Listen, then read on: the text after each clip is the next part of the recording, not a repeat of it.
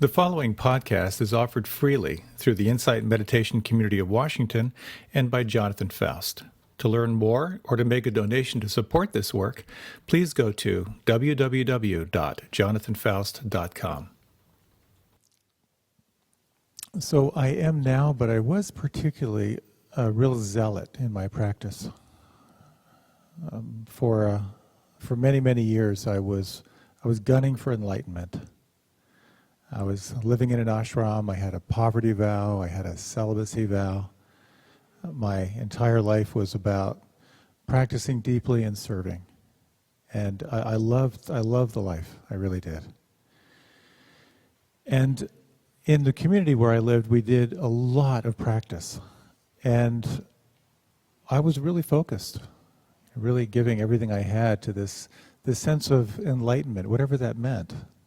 But I did know that the intensity of my practice did have some payoffs. But it was also very rigid around my practice. And I had one particular experience. I believe I may have shared this before.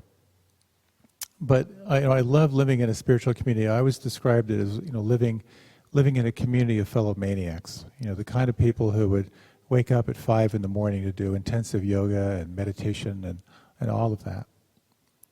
We're always looking for ways that we could stay inspired in our practice, because it's very hard to do these practices, for consistently, because they bring up challenging stuff.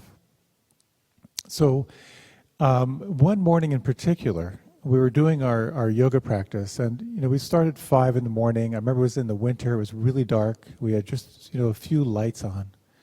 And the person who was leading us through the practices decided that it would be a really interesting thing from time to time to ring a bell and then just to read something from Scripture, just sort of randomly.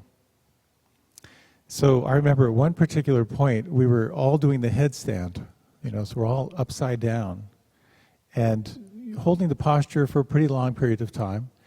And I was upside down, and I heard the bell ring, and then he read something. It went something like this: To take human form is rare. To take human form and hear the Dharma, or truth, perennial truth, is even rarer. To contemplate that is rarer still. To practice it is even more rare. And of all those who practice, those very, very few people who actually practice, only a few will gain true, deep insight. And out of those, only 1 in every 500 years will be fully enlightened. So in the back of the room, in this darkened room, this upside-down voice said in the silence, "Gee, thanks, that's encouraging." And then I heard a sound I had never heard before. It was 80 people falling out of the headstand in hysterics. And I share that story because our topic tonight is on cultivating faith. And that kind of shattered my zealous mind a little bit. Like, well, why am I practicing? Every 500 years? What could that be? Why bother? What I'd like to talk about tonight is really 3 things about how, as we go through life, we tend to lose faith to some degree. And I'd like to talk about 3 kinds of faith as they're described in Buddhist psychology. And a little bit about how to reclaim faith when you lose it. I remember when I was 8 years old, it was about 8 years old, and I remember stomping up to my room in a rage, and I don't remember the incident, but I clearly remember the thought I had. It was something like, okay, now I get it. If I don't have any needs, I'll never be disappointed. And that actually became a strategy, a strong life strategy. Minimize my needs, minimize my disappointments. If you don't need anything from anyone, then you're going to minimize the pain of not getting it. Donald Winnicott, who is quite a famous psychoanalyst, once said, "Tell me what you fear, and I will tell you what happened to you." You are the product of causes and conditions in your life. Things happen, and you react. And we all suffer from some form of disappointment, some form of betrayal, some form of wounding that informs our character. And chances are good that your success in life is in some way related to some kind of core wounding, some kind of core reaction. I have met people here in the DC area who are ridiculously wealthy and ridiculously successful, and who got there because of a deep-seated fear of failure, who got there from a deep-seated fear of feeling shame or feeling criticized. I have met people who are incredibly sensitive, incredibly intuitive, and they developed their intuition at a very young age by living in a house where they didn't feel safe. That they could tell by the way the car door slammed if they were going to be yelled at or worse.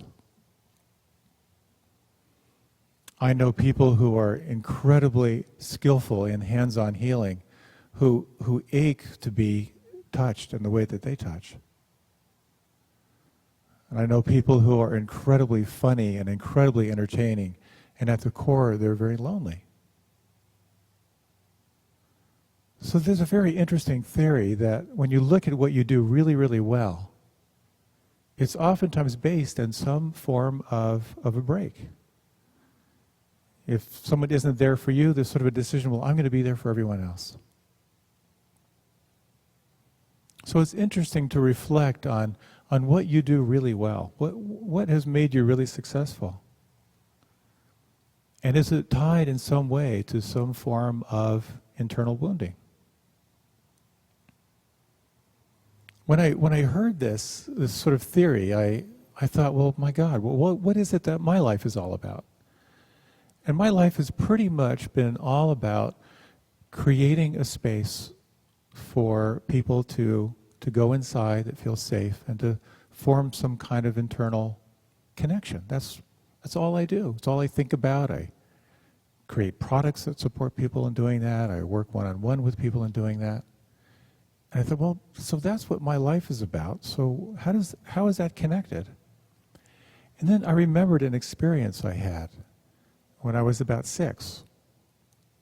I grew up on a farm, a beautiful farm way back on a dirt road in the Pennsylvania Dutch country. And I remember sitting against a tree, and it's hard to describe the experience, but I felt like I merged with the tree.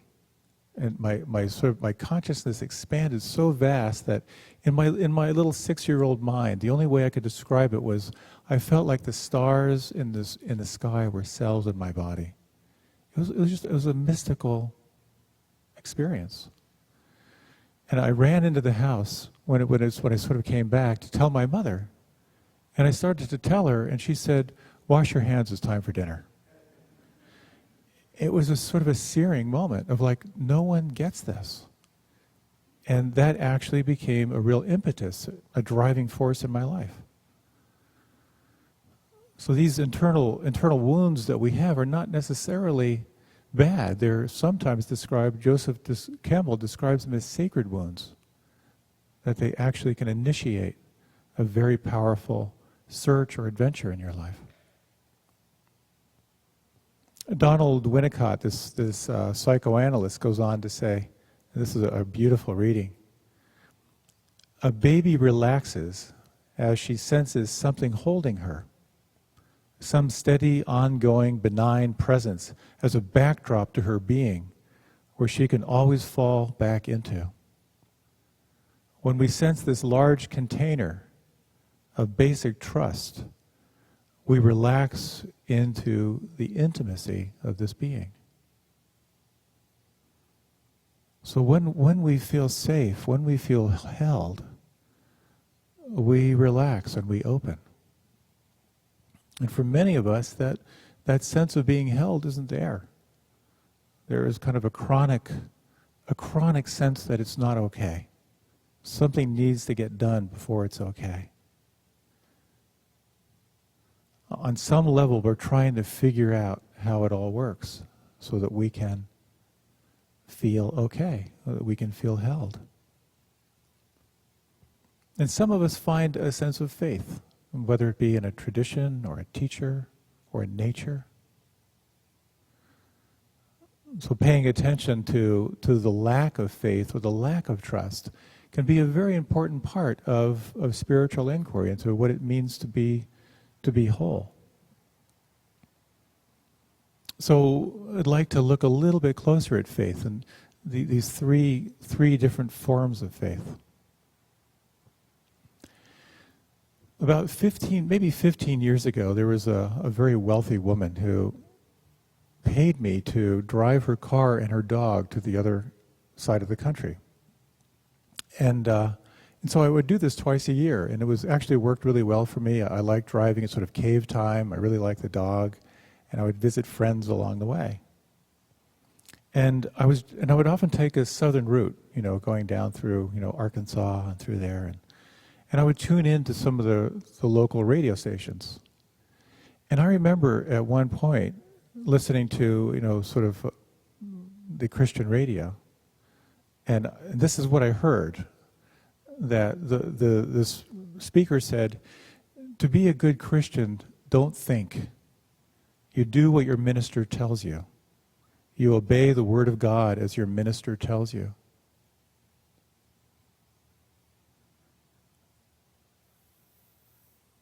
Many, many traditions embrace this kind of faith. We can call this blind faith, where you take the word as it is and you accept it.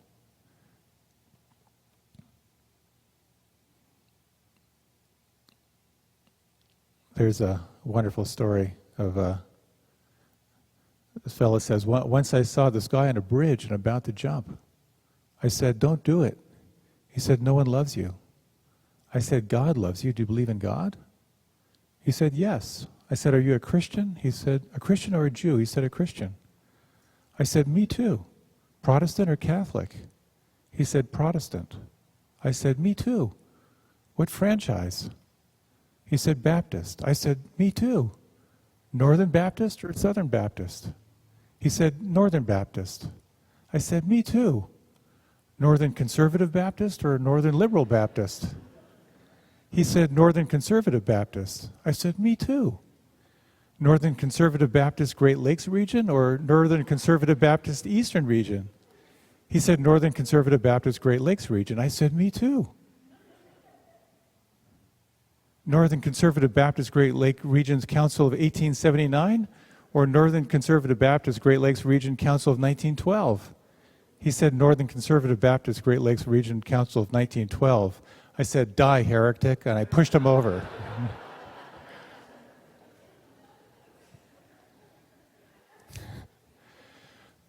Fundamentalism lives in every religion. To me, fundamentalism is basically saying, if you disagree with me, you are my enemy. And this is true in every tradition, and even in the meditative traditions. I was sharing in our group this week of when I was living in West Africa, a Swami from the Ananda Marga sect was kind of wandering through my town, and some folks pointed him in my direction because I knew I meditated, and so we were talking about meditation. Obviously, that was all he was able to talk about, and so we were going back and forth. And he said, "What do you use for your anchor?" And I said, "Well, I usually focus on the breath of the nostrils."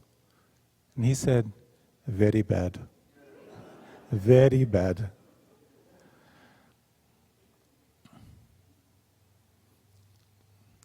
I was listening to a speaker not too long ago who said that about 30% of the population believes what their doctor tells them. and doesn't challenge it. They believe what they're told by their political affiliation, and they don't question it. There's a certain quality of blind faith, of just sort of taking the word as it is without investigation, which can be quite comforting. You just believe it and you trust it. At the same time, even though there's comfort in it, there's sort of a way that you give something up without really investigating your faith. It takes courage to investigate your faith. It's described in Buddhist psychology as swimming upstream, to really question what you believe. Of course, some traditions say don't question, just obey. So this leads to another kind of faith. When I first got turned on to meditation, I was tremendously excited about it. I read everything, I went to retreats, I learned everything I could because there was so much passion about it. And I meet a lot of people who kind of get turned on by the practice. They begin to feel a sense of relaxation. They begin to feel more creativity. They begin to just feel more space between stimulus and response. And they get very, very excited. And that level of faith is described as bright faith. It's like an enthusiastic faith. And I'm sure there are times in your life where you just got turned on by something and you just wanted to learn everything you could about it. There's a wonderful enthusiasm that can show up, and it's a beautiful, beautiful aspect of faith.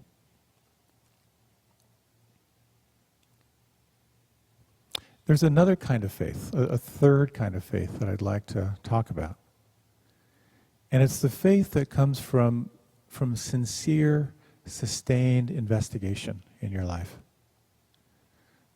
You keep looking, you keep practicing, you keep testing out what you hear to really determine for yourself if it's true. And this is the most solid form of faith. And it's described as verified faith. So you hear something, and then you check it out, you investigate it.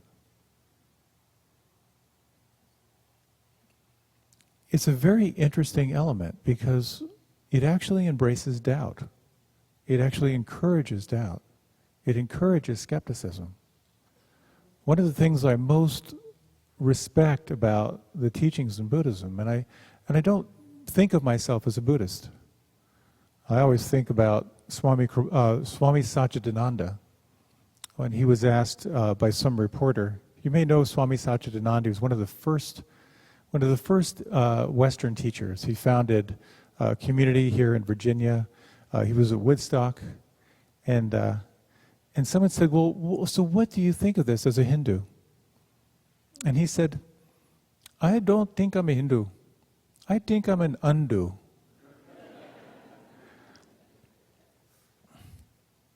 So I think I'm an undu. Well, one of the things that I most respect about the teachings in Buddhism is where the Buddha would repeatedly say, do not believe what I'm telling you. Do not believe me. You have to verify this for yourself. And there's a certain level of responsibility that invokes that is quite powerful and I think quite true. So we're encouraged to check things out, to verify for ourselves whether they are true or not. Faith without wisdom leads to a kind of naivete. But faith with wisdom has a quality of a real endurance. So I thought we might do a little meditation that just has a little reflection on some of the offerings, some of the teachings of the Buddha. So the Buddha spoke of three characteristics of reality. And he would always precede this by saying, don't believe me, but just look for yourself. So I thought we might do just a few minutes for you to do a little investigation of these for yourself. So if you like, you can close your eyes.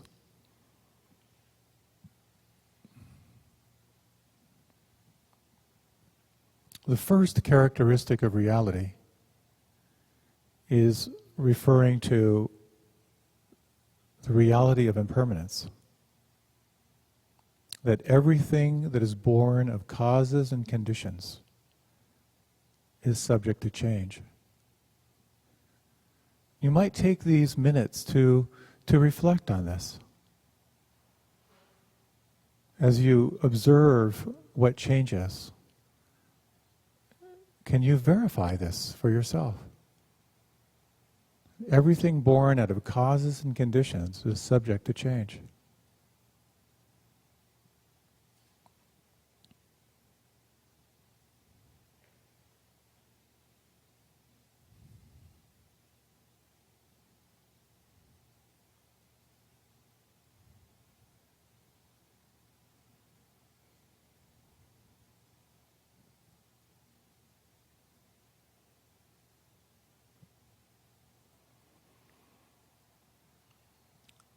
And the second characteristic of reality is in reference to the stress, the suffering, the instability of our experience. That basically anything you resist that is changing will have some quality of dissatisfaction or unsteadiness or stress. If something is changing, you don't want it to, or if something isn't changing and you want it to. So you might just take a few moments to explore this relationship to what is changing in your inner experience.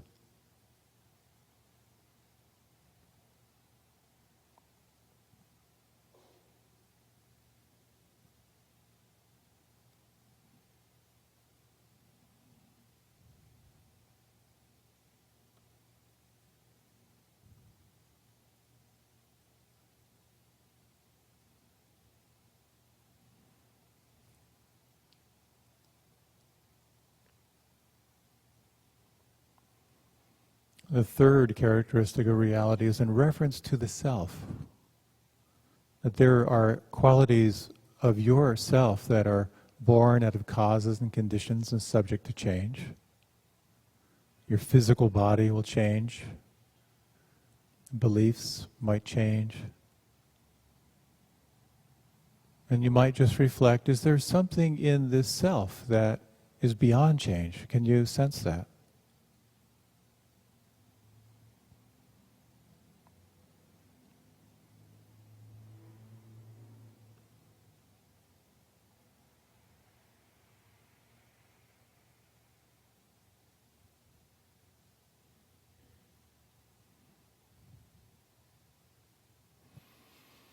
You might now gently deepen the breath. And again, feel the sounds around you, the quality of presence. And if you like, you can open your eyes, or if you like, you can remain with your eyes closed. That's totally fine.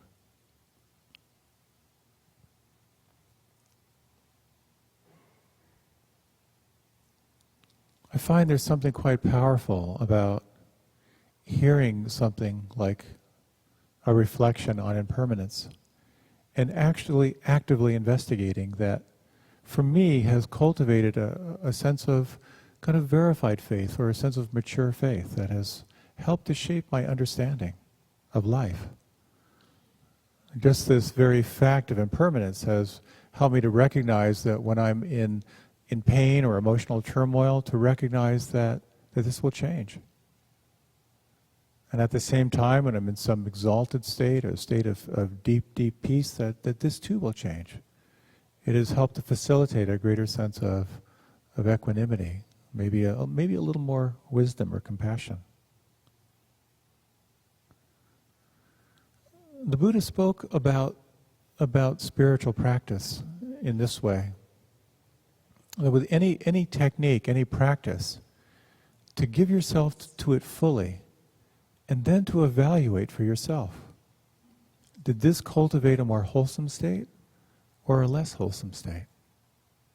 It's very empowering, I find. So blind faith has a certain quality, there's a certain comfort. Bright faith has a quality of enthusiasm. And verified faith requires really investigating for yourself. The result can be a deeper sense of more of an abiding quality of faith, however you language that, whatever tradition you may be affiliated with.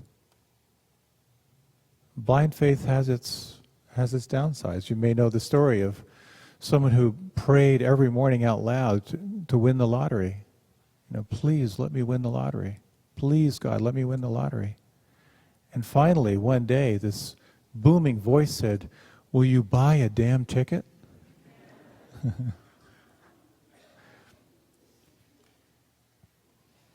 So I'd like to close by talking about another form of faith, which is the leap of faith.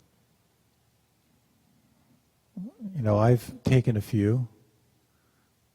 Choosing a college, joining the Peace Corps, taking a job, trying to cross the Sahara Desert on my bicycle. That was a dumb leap of faith, but it was a leap. Moving into an ashram, leaving an ashram, getting married, moving to Washington, D.C., there are all these leaps of faith. And every time I stepped into the unknown, there was something that wanted to and something that didn't want to. And we all have that sense of sort of being in limbo. Do I make this leap? Do I not? When you made those big leaps in your life, what was that like? What helped you make that decision? It's a powerful inquiry.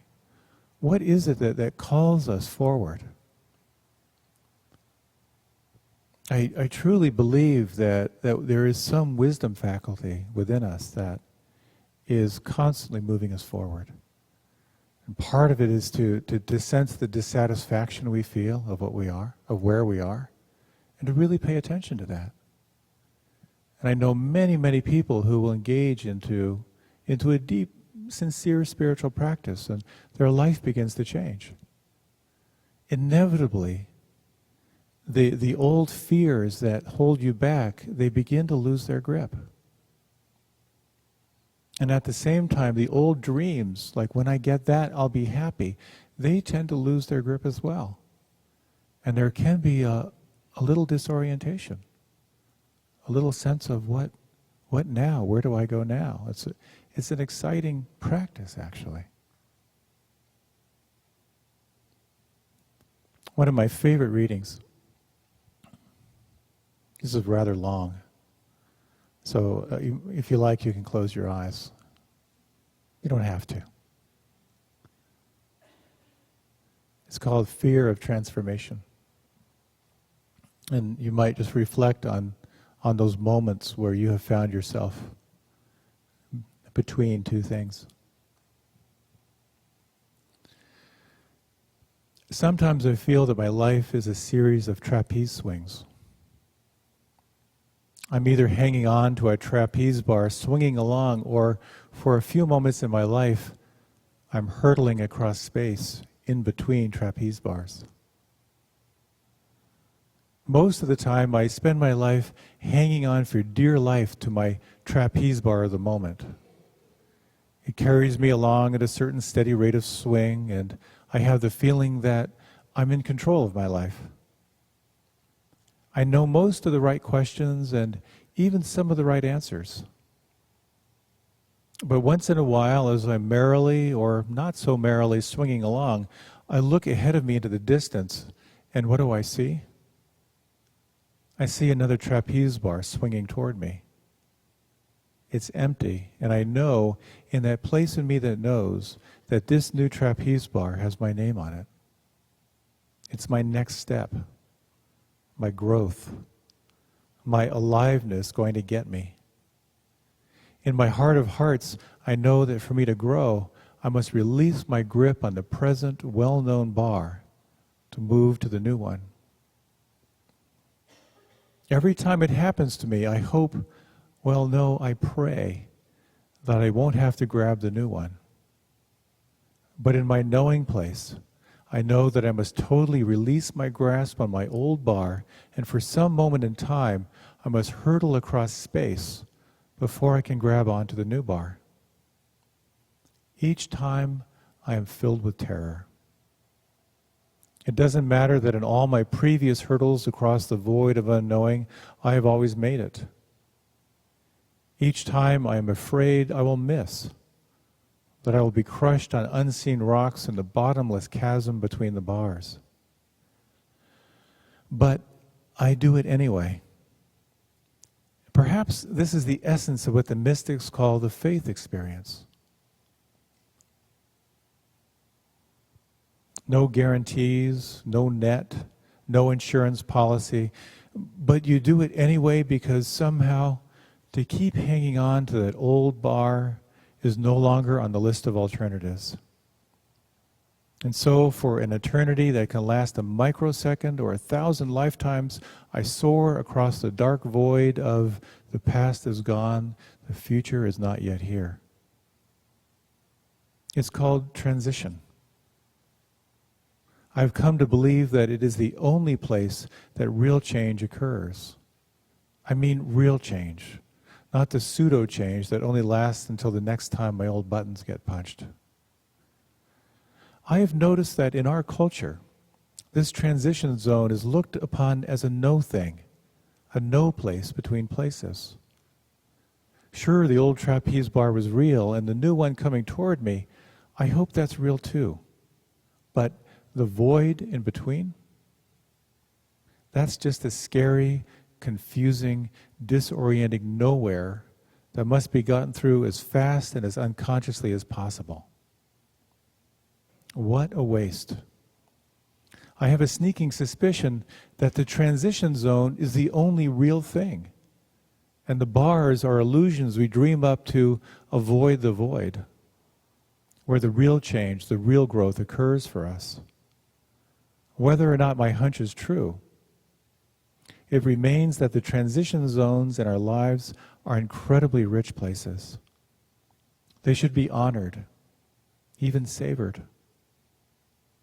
Yes, with all the pain and fear and feelings of being out of control that can, but not necessarily accompany transitions, they are still the most alive, growth-filled, passionate, expansive moments in our lives.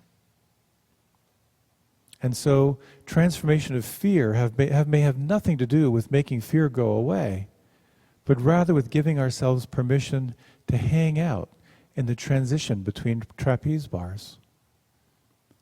Transforming our need to grab that new bar, any bar, is allowing ourselves to dwell in the only place where change really happens.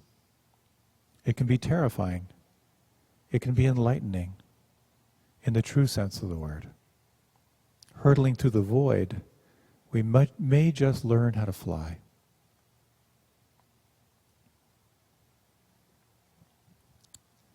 I love that reading. Isn't that great?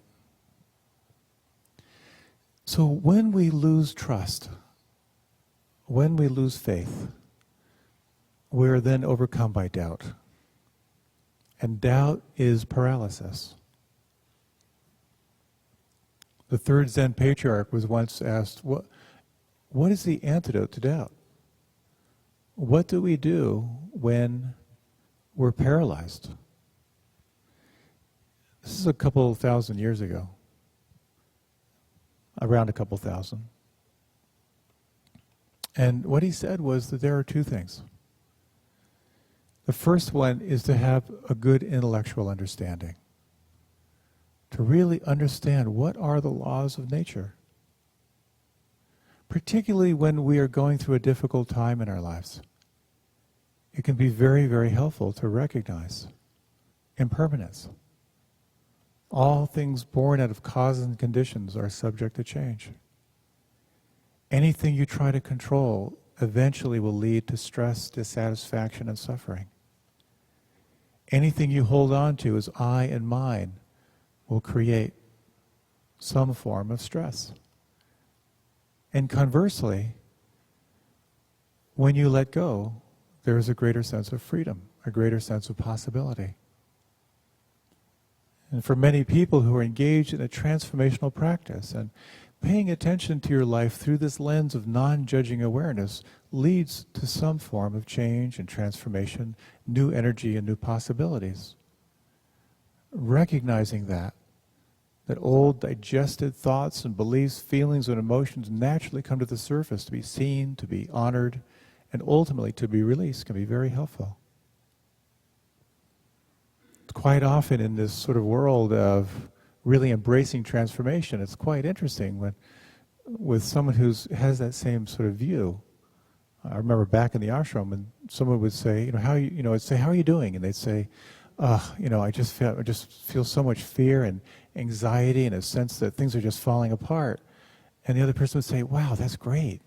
Because there's a recognition that we're in a transformative process. We're learning how to see more clearly. So having that intellectual understanding is very important. The second piece of his teaching is a lot harder. And he said, to balance strong intellectual understanding of the path, whatever that may be, you need to cultivate what he called the faith mind. What is it that you feel holds you? It's an important thing to reflect on.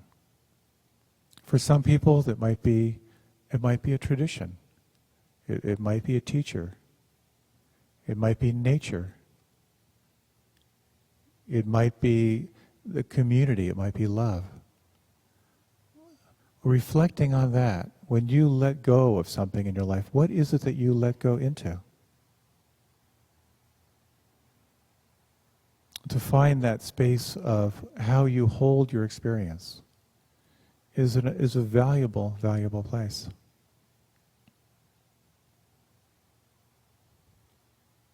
I find that many people, well, just in my own experience, I remember when I was, president of Kripalu Center, a large yoga center up in Massachusetts, I realized that I just couldn't do it any longer.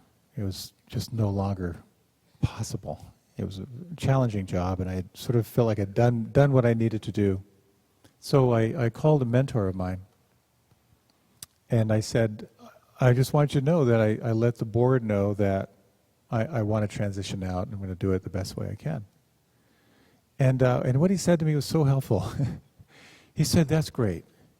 So now I want to see if you have the balls not to grab the first shiny thing that comes your way. It was so helpful, because I saw myself grasping for any trapeze bar. And quite often I find that when people experience that unknowing, that void, is when they jump into the next job, or jump into a relationship, or have another baby, or make some commitment in order to sort of find a space where they feel safe, where they have a story that makes them feel comfortable. And that space between trapeze bars is a very, very interesting place to pay attention. But it requires that you feel supported in your practice. And the support comes through finding ways to bring yourself back to the moment, back to a sense of what's true, to find yourself with those who are interested and care about what you care about. And those are the elements of practice, something on a daily basis that supports you in slowing down and pausing and being around like-minded people. It's kind of the formula if you're not living in an ashram.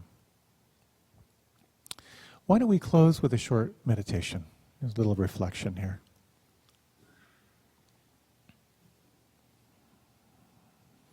You might gently lengthen your breath.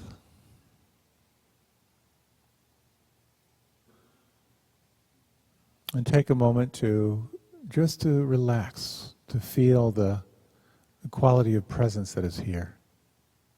Through this doorway of the senses, the movement of the breath, the sounds around you, the felt sense of here and now.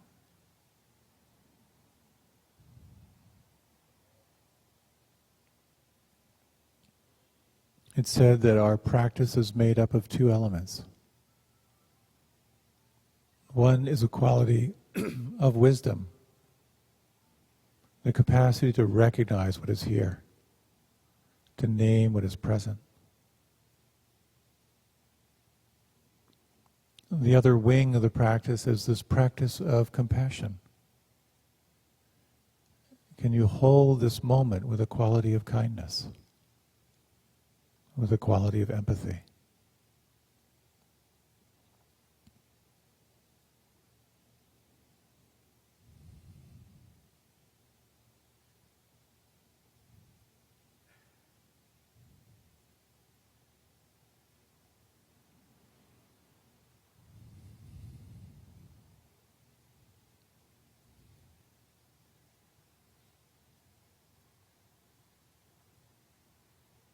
As you reflect on the cumulative effect of taking this time to pause and to slow down,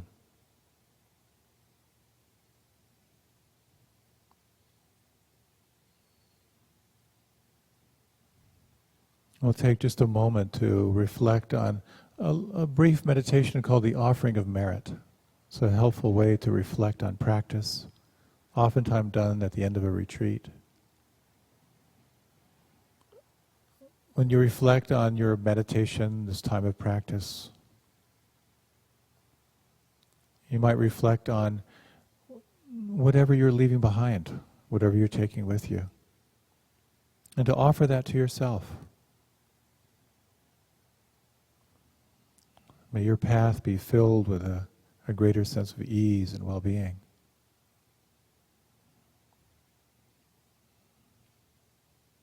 Whatever you're leaving, whatever you're taking with you, whatever merit you've generated, you might offer it freely to those in your inner circle. May these beings benefit from my practice.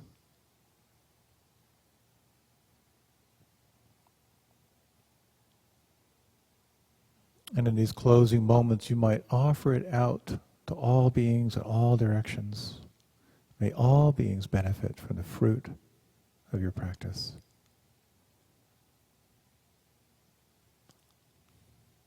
And offering it back again to yourself.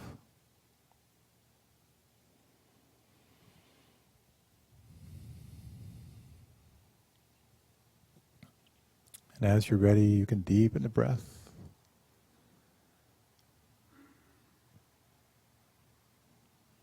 And as you're ready, you can let your eyes open.